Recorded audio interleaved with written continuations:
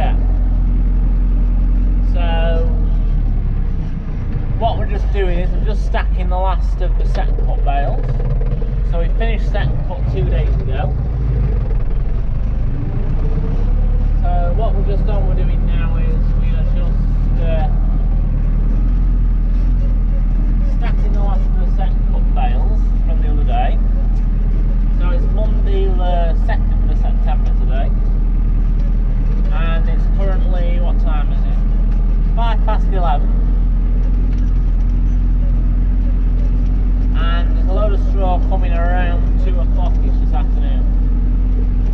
So we'll just stack the rest of the bales. There's only 3 left now after this one, and then we'll take the bale squeezer off, put the bale spark on, so we're ready to unload the straw. We use this tractor to unload the straw mainly because it's the one with the most reach on. 265 and 275 the loaders. They haven't just got a bit longer reach to reach onto big trailers, whereas this one's got quite a long reach. The one with the most reach. The JCB, that would probably do it, but why bother when we've got this, if you know what I mean. We have used both the 265 and 275 before. Full load of straw, but it's just the grip with them being 2-wheel drive. So if you use a 4-wheel drive 390, we've got it, we may as well use this. But yeah, we'll just stack these last 3 bales, and then we'll put spike on, and then we'll catch up when a load of straw arrives.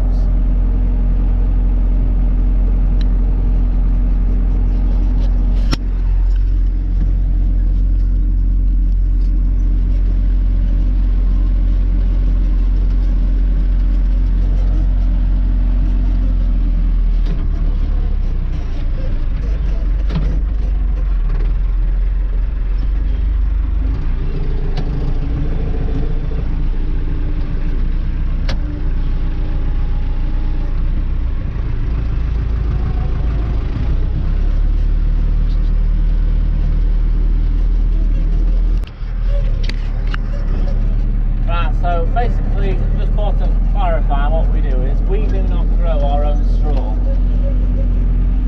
So some people grow their own corn,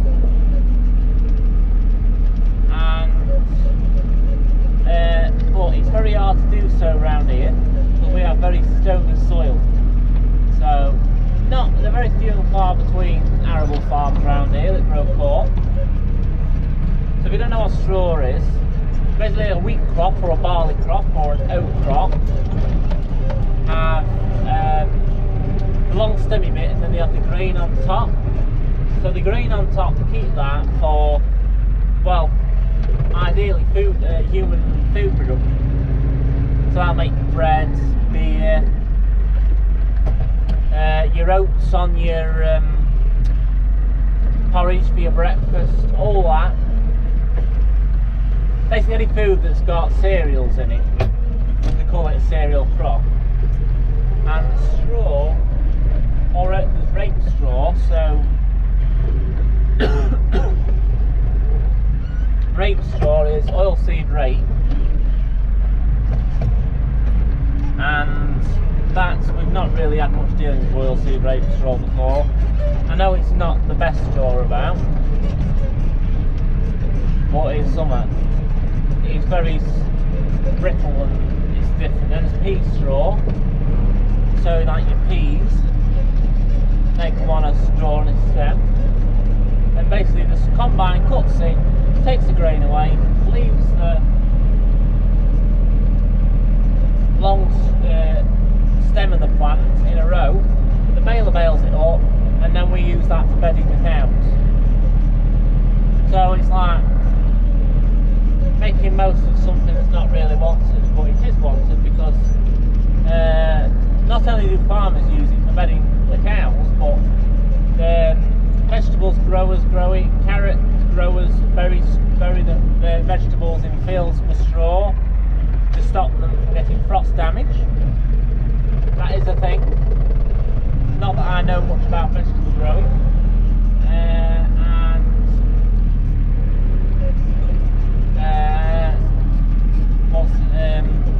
Bio stations, these power stations that burn straw to make electricity. That does happen as well. So, like farmers, vegetable growers, or livestock farmers, vegetable growers, power stations, they all want straw. So there is a demand for it. So, yeah, that's basically what straw is. And this that's coming, I think, is wheat straw. So the wheat grains will be taken off it, and they'll have been used for bread, probably, or cakes, biscuits, anything that's got wheat in, basically, which is a lot of food, really. But yeah, so we've got the straw bit. Coming from quite a way off. I think it's from Lincoln this is coming from. So it's quite a way. So we're in Derbyshire. It's about a 2.5 hour drive, I'm told. But I know it's coming around 1-2 o'clock-ish. So we'll catch up. We'll put Spark on, then we'll go and do a few other jobs while we wait for it to come.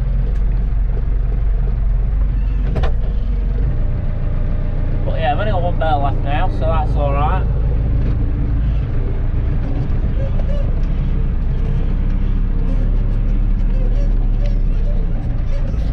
But we'll catch up when the load of straw arrives.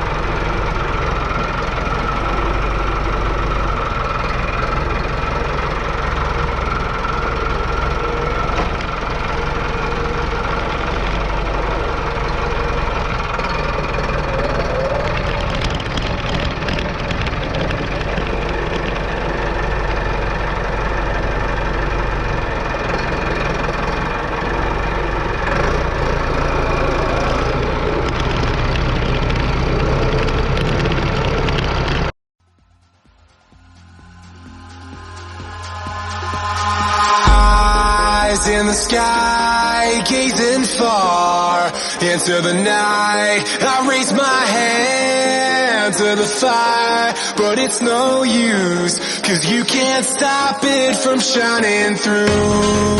It's true, baby, let the light shine through. If you believe it's true, baby, won't you let the light shine through for you.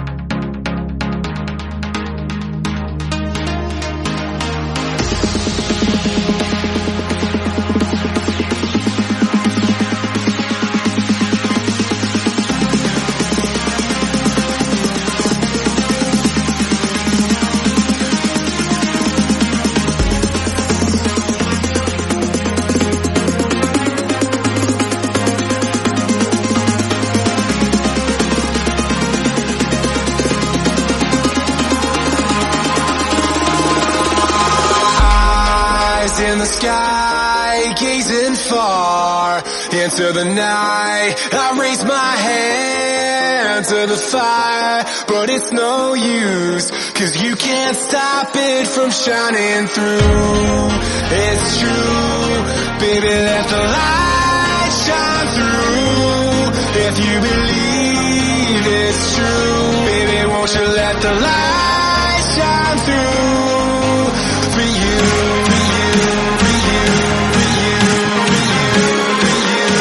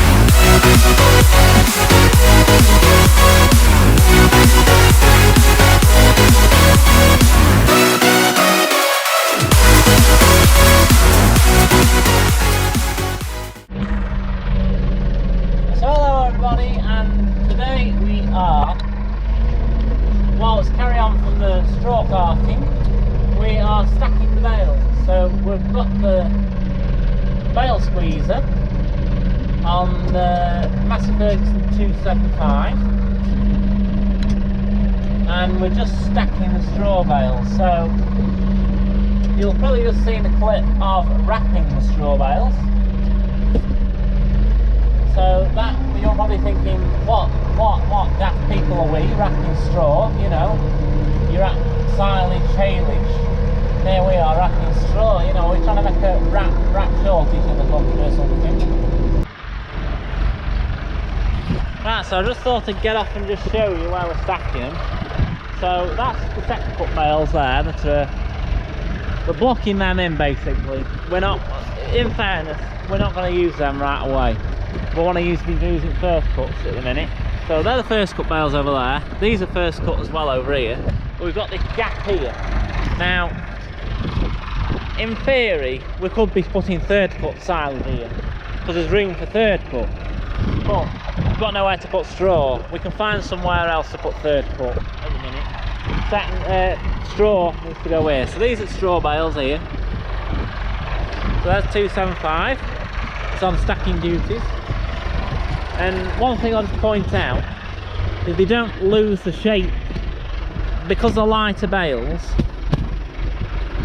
there's not as much weight in them as the bale silage. I mean, look how these are squishy, because they're a bit damper and they're heavier, so they get a bit squashed. These don't lose the shape because they're lighter, so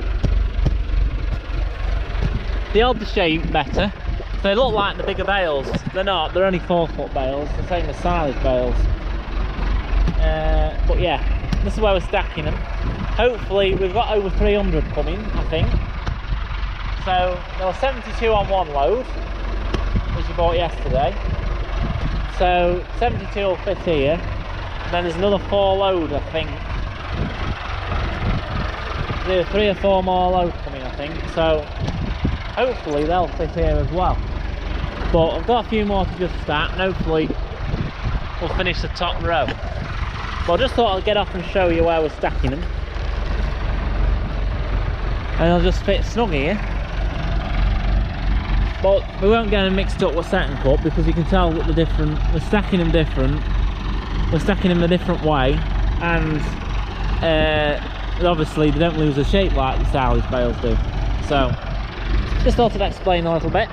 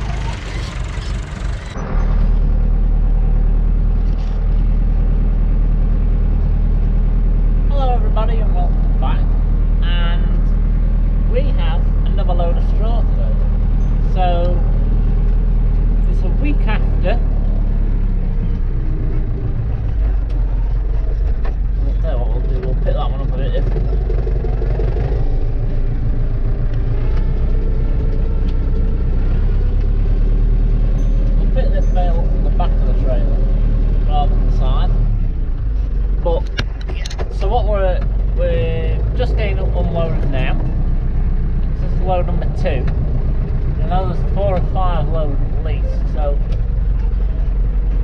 yeah, get this.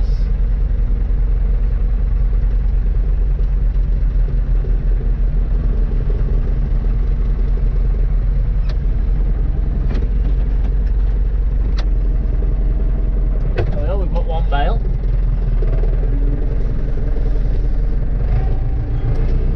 So yeah, we've unloaded straw now. So the bales are stacked on the trailer 3 high. But my brother is on the 265 loader,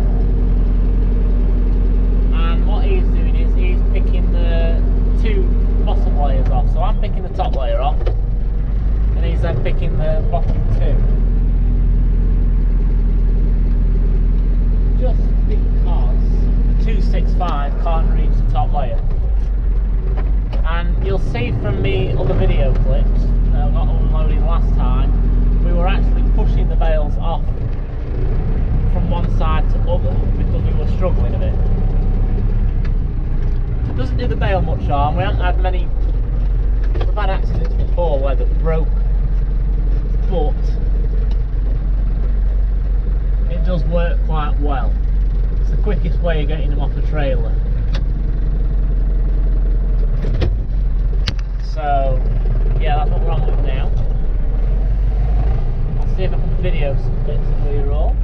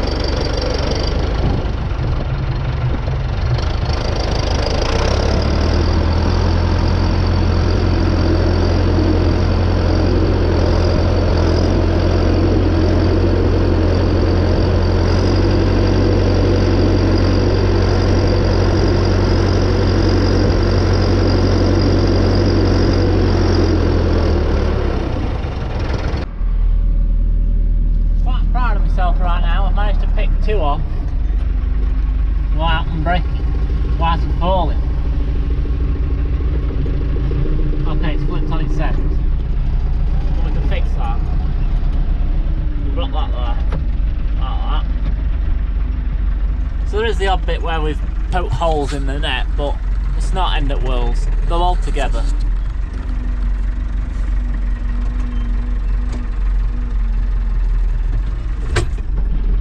Flip that like that. And there we go, he's up right now. So we're putting them all in lines so it's easy for wrapping.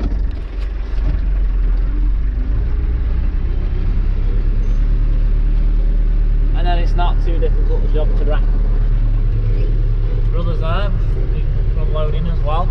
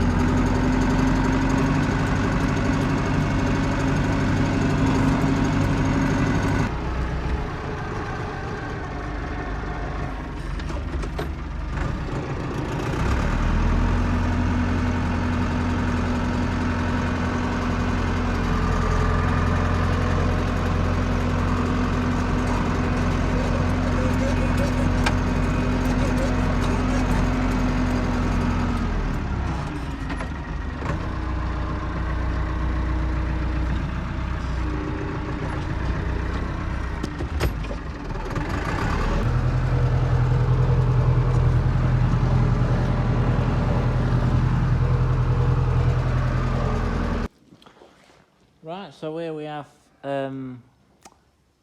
freshly bedded up cows and calves. So they've got the good straw under them, the straw that we had delivered.